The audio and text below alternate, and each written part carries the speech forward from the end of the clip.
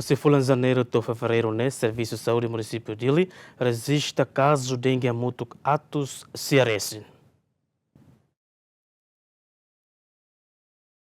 Daune Serviço de Saúde município Dili registra um caso de dengue hamotuk atos CRS no husi número né paciente na 5 maklakong ona vida. Diretor Serviço de Saúde município Dili, Mateus Pinto, informa que fulan janeiro Serviço de Saúde município Dili registra moras dengue hamotuk atos sualo neng nulu resintolu na tolu la convida no ia fulan fevereiro né registra tam basic hat nulu.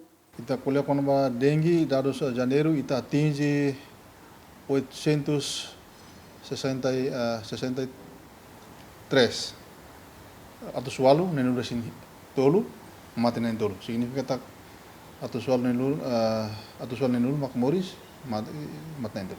Kemudian ida besir relata mai hane klinik baru pite he 11 klinik 4 meses he 13 debe que sira relata mai. Oke, fevereiro ninan tohur sei 38.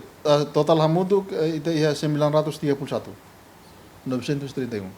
Nah, debe tohur sei. Lahaten